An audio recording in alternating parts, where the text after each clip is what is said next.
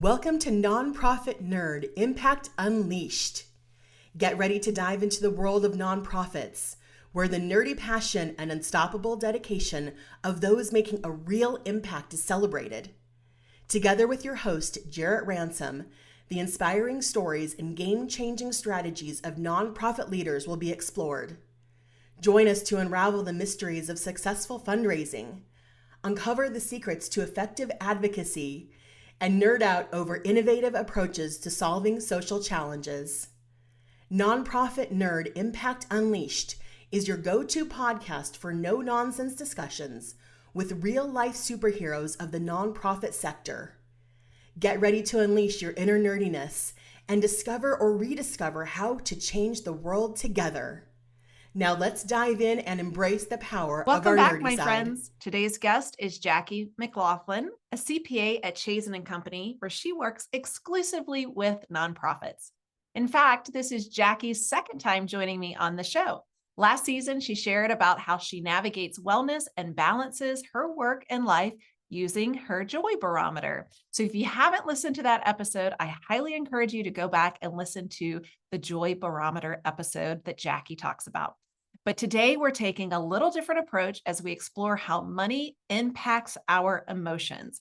Jackie shares some real life examples to help you find familiarity in her stories, build confidence, and ultimately take care of your personal well-being. A special thank you to this season's sponsors, Nonprofits HQ and Chazin Company. Without further delay, please enjoy this insightful conversation with Jackie. I think you're going to love it. Well, hello, Jackie, and welcome back. I'm so thrilled that not only did you say yes the first time, you said yes again. So welcome. Well, thank you for having me. I'm thrilled to be here. Yeah, I'm excited to have you. And for our listeners, you may recall, Jackie, one of my favorite conversations that we had last season, Jackie, was with you, and it was all around your joy barometer. And I still refer to your joy barometer quite often throughout my weeks.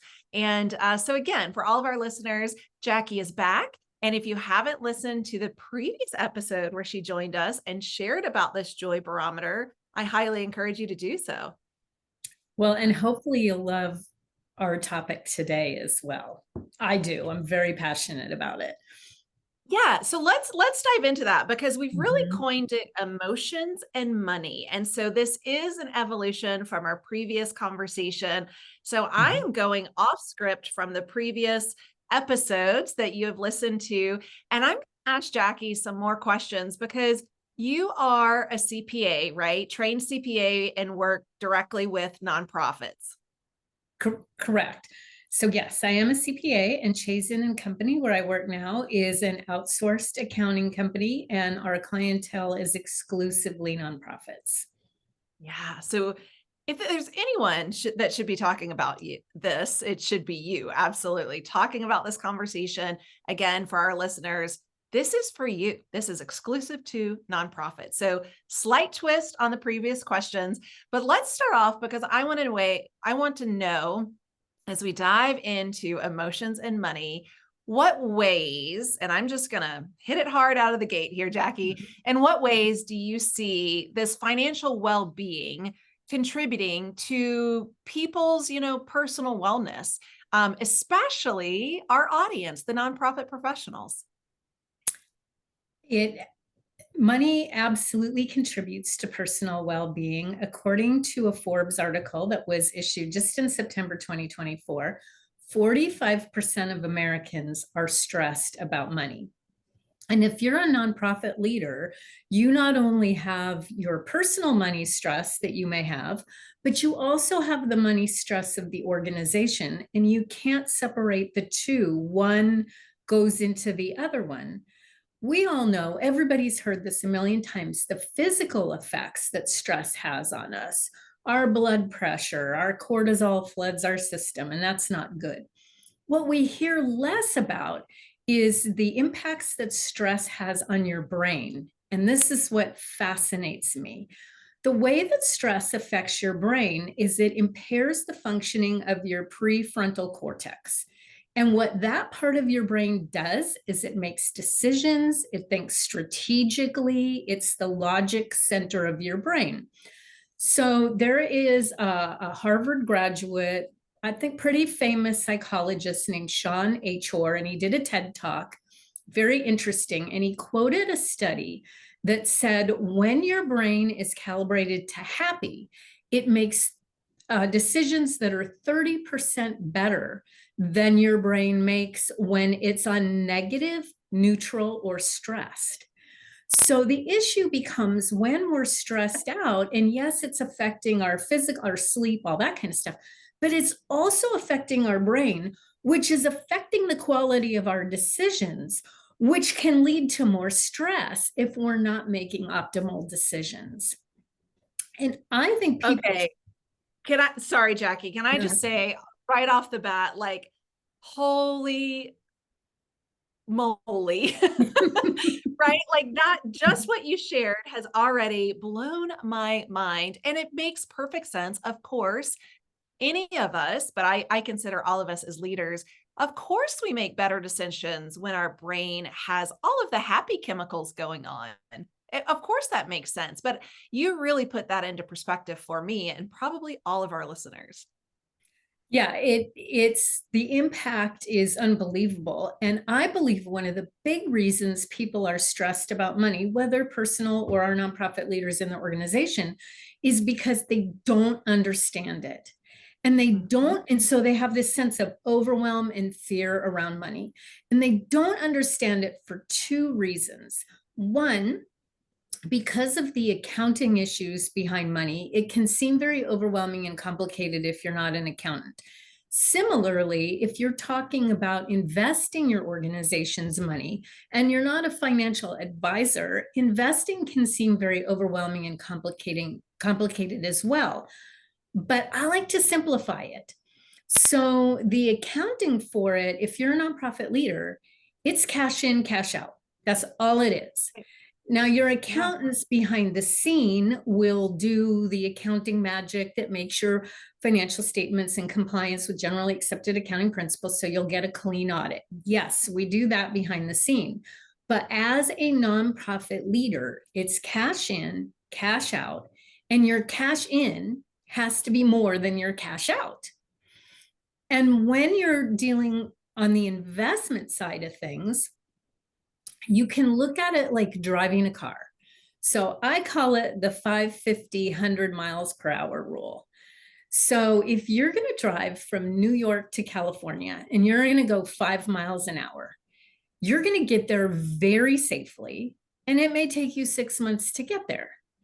If you do that same drive and you go 50 miles an hour, it's going to take you maybe a week to do it. There's an opportunity that you may get in a crash and it may delay you getting to California, but you're going to get there, and you're going to get there faster than if you drive 5 miles per hour. If you drive 100 miles per hour, you're going to get there really quickly, but you also have a higher chance of crashing and maybe even not making it. And investments are the same way. That's what nonprofit leaders need to understand about the investment side of their business, is that their portfolio is going to go 550 or 100 or a combination. That said, absolutely work with your financial advisors on how that's invested. Similarly, with the cash in, cash out, work with your accountants to help you be compliant and get a clean audit. But you as a leader just need to worry about cash in, cash out, and how many miles per hour you're driving. Okay. So do you think I might categorize that as a common pitfall, right? Like maybe leaders, board members, CEOs, executive directors aren't considering this 550, 100 miles an hour kind of a notion. What are some other common financial pitfalls, right, that do lead to stress, and, really how organizations can overcome and even just avoid those? So one of the things in my experience that nonprofit leaders don't like doing is budgeting. Well, frankly, we all hate Well, there's some of us who like it, but on the whole, we all don't like budgeting. But if Right. you put in the time up front, a budget becomes a proactive tool for you. So if your fiscal year starts January 1, 2025, you'll want to start doing your budget in October 2024. If you put some real thought into your budget and don't just do it really quickly just to get it out of the way, put thought into it. Your budget is really nothing more than your strategic plan. And typically your strategic plans are about 5 years. Well, clearly you can't do the whole thing in 1 year. So each year you choose a piece of that strategic plan you're going to work on. That should drive your budget, and your budget should be consistent with that plan. So a couple of things. One, nonprofit leaders think nonprofits can't make a profit. They can, and they should. You need to make a profit to sustain yourself and reduce your money stress. Absolutely. And also you need to worry about cash in, cash out. Nonprofit leaders, every single president I've worked for has an idea in their head of the kind of money they pull in every year and the kind of money they spend. They might not know exactly where it's coming from, but they have a very good idea. They need to get this down on paper, and they need to work with other leaders in their organization to help them fill in the blanks where, I mean, nobody can think of everything. So you get your nonprofit leaders involved to help you do that. You come up with a budget, and you reduce decision fatigue, because during the year, along the way, every time one of your staff has 10 great ideas a day that they want to execute, your answer is it budgeted for? No. Right. Then let's budget for it next year, but we can't do it this year. So it helps with that as well. What about, this is all fascinating to me, and we had an offline conversation before I hit record, and you're like, this is so perfect for you and where you are. But my question really is around, I see often a lot of nonprofits not having a strategic plan, right? I'll say, when was your last strategic plan? Oh, I don't know. I can't remember. Which, what you just said, Jackie, is really the budget should complement, support that 5-year, 3-year, 5-year plan, right? But do you see that as a common pitfall as well, where perhaps these other nonprofits you are working with also don't have a strategic plan? So really, this whole financial forecast and budget they're creating is just numbers on a spreadsheet. Am I correct in that? If they don't have a strategic plan, it can just be numbers on a spreadsheet. Hopefully those numbers clearly support the mission, but if your mission is we're going to feed homeless people, but you don't have a strategic plan of what geography are you feeding the homeless people? How are you feeding the homeless people? Are you bringing them into a facility? If so, we need a plan to get that facility built. If you don't have that kind of plan, going back to my driving from New York to California, you don't have a map, and you're just hoping that you head west and hope you'll get there. That is a great analogy. Yeah, that is a great analogy. You're like, we're jumping in the car, but there's no map. We're hoping that, we're pointed in the right direction. Okay, I want to change a little bit about data. I want to talk about the data, because you work with data. I can only imagine probably every minute of your work day, and probably non-work day. So how can nonprofits lean into data, leverage data to help them reduce stress? Because we already said emotions and money, right? And it's really hard. I find it hard too, because when I'm working with an organization that is having financial instability, I start to look inward at my own financial stability, my personal financial stability. So I agree and admit with you, it's hard for me to separate that. So how can we as leaders, use and lean into this data to help reduce stress and even create clarity in our day-to-day operations to fulfill our mission? So it starts with a mindset issue. Every morning when I get up, the first thing I do is I look at the weather forecast for that day. And you and I talked earlier, I'm in unusually cold weather right now. So when I get up and I see unusually low temperatures, There are no emotions involved in that. What those low temperatures do is they guide me about whether I'm going to put on long pants and boots or shorts and flip-flops. But there's no emotion behind it. It is simply a guidepost for me to make a decision. That is all money is. It's nothing more than the daily weather report. And money or finances can be used and should be used to help guide your decisions to make better decisions, which, by the way, you also need to reduce your stress so your brain makes better decisions. But let me give you an example of that. I worked for an organization and they did 12 very large events a year when I started working there. This is before I started working for Chazin. They did 12 events a year. So when I got there, my question was, how much are you making on each event or losing? They couldn't tell me. So the first thing we did was organize the data by event. And there are ways with accounting software to do that so that it's very clear. When we organized the data by event, we could see that out of those 12 events, 8 of them were losing money. So what that told us is that our stakeholders did not value those 8 events, because if they were valuing them, we wouldn't have lost money. So what we did is we took the 4 events that were making money for us, and we put more time and effort resources into that, and we stopped doing the 8 that were losing money. So we let that data guide us. What do our stakeholders value? They valued these 4 events. They didn't value the rest. That's a very difficult decision at that time that the president of my organization made. This organization had been doing these 12 events for decades. And when I talked to her, brilliant woman, and I said, hey, look at the numbers. I think we need to stop doing these 8 events. It's very startling to do that. She was also a risk taker. She followed through. And guess what happened? We were more profitable. We went from being an entity that was losing to an entity that was at a surplus. And profit or surplus can sound like bad words, but this is just like our personal life. In our personal life, we seek to have our checking account where we pay our bills. We seek to have our emergency savings accounts, and we seek to have our retirement accounts. Organizations should have the same thing. You can only build emergency and retirement when you're profitable and you have extra money to put aside for those rainy days.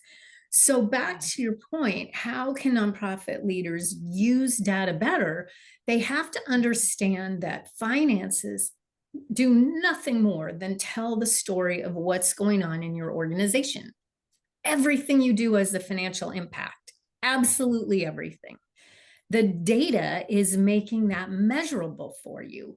It can even tell you when you're sending out a fundraising piece or doing fundraising video or something of that sort. The data can even tell you which initiative is landing with your stakeholders, which marketing message is landing with your stakeholders. So you do more of that and less of what's not working, just like we cut out those 8 events. Another fascinating story. I think you could write white paper upon white paper, Jackie. But I love data-driven decisions. And that is something I preach often, right? It's really looking at your numbers, knowing your numbers, making the decision based off the data. And I'm going to say data, right? Tomato, like however we pronounce it, but really look at those numbers. So my question, and we don't have much time here, but for the staff that may not have a background in finance, and I'm going to call out the board too, right? The board members that may not have a background in finance, what advice would you leave, our listeners with, whether it's staff, board, maybe a volunteer, what advice would you give them to help build confidence in managing, I'm going to say both their personal and their professional finances, because we do know it often gets intertwined, at least with our emotions. So what advice would you give to help build confidence in this arena? Do not allow yourself to get overwhelmed and scared because it seems so complicated. And I know I'm kind of beating a dead horse here, but it is money in, money out. Now, you generally need accountants in any business or any organization for lots of reasons, so that you can do an I-90, so that you can report out to your stakeholder, et cetera. Sometimes I call us necessary evils because you do need us. But the other thing is, when your accountant is giving you a report and you don't understand it, make them make you understand it. Your accountants need to speak language that everyday people speak. We do not need to be speaking accounting speak to people who are not accountants. So make them make you understand it. And I do the Enron story. You can go into a million reasons why Enron failed, but at the end of the day, it failed because Arthur Andersen, who was the accounting firm at that time, sat around the table with all the Enron executives, didn't understand what they were doing, and were too embarrassed to say, "Hey, Jeff Skilling, I don't understand this. Why are you doing this?" They never asked. And we all know what happened with that. So you have to ask questions. You have to make your accountants tell you things in a way you understand. You have to get monthly reports. You should be tracking your actual performance against that budget that you put a lot of thought into creating. And you have to get over that fear. Look at it like the weather report, and remember, it's money in, money out. Money in, money out. You make it sound so simple. I know it's not. And I've shared publicly and on podcast and, conversations.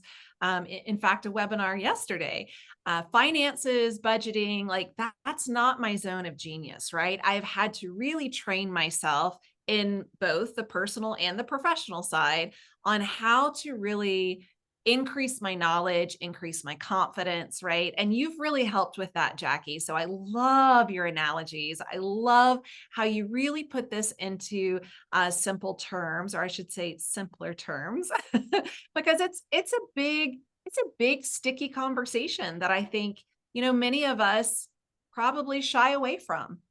Well, I think you're selling yourself short. So if I asked you, well, I'm going to ask you right now, in your personal life, you have an idea of how much your household, I'm not asking you what the number is, but you do have an idea of how much your household brings in a month, I would imagine. I do. Yes. You also have an idea of how much your household spends in a month on your mortgage, your utilities, your food, your insurance, all of those necessary items. So you're selling yourself a bit short because you do have a good handle around your finances. Now, you and I can Yeah. And you and I can split hairs. And as an accountant, ultimately, I would do that. But, you might say, well, I spend $100 a week on groceries. And I might say, Jarrett, history tells me you spend $120 a week on groceries, or whatever the number is.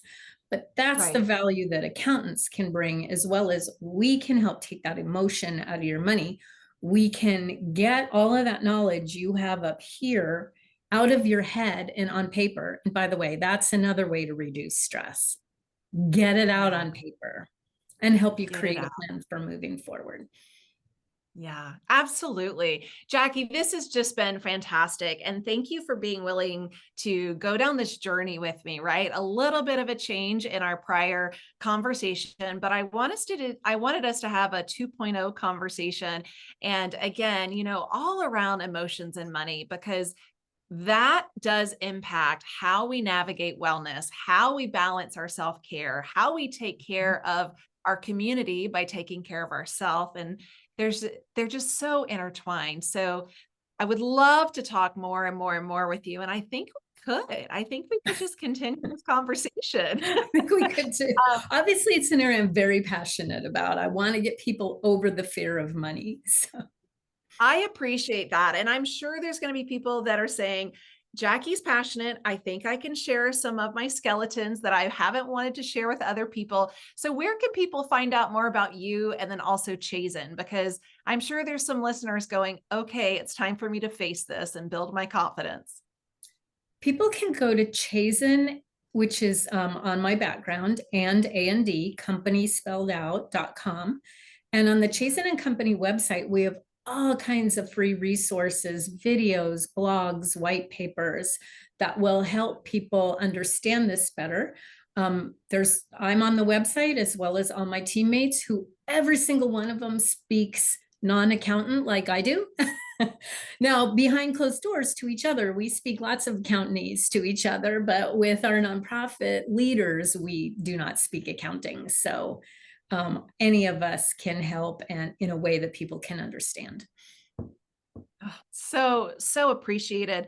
Okay, one final question. Any final words or any, wisdom that you would like to leave our listeners with today, especially around what we've talked about, emotions and money? Money is nothing more than data that tells you what your stakeholders value and what they don't value. Do more of what they value and do less of what they don't value.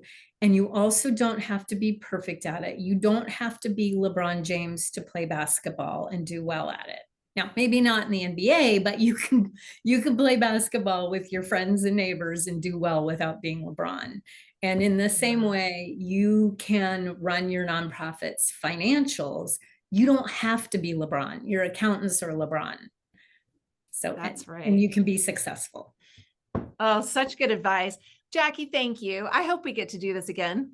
I do too. Thank you very much, Jarrett.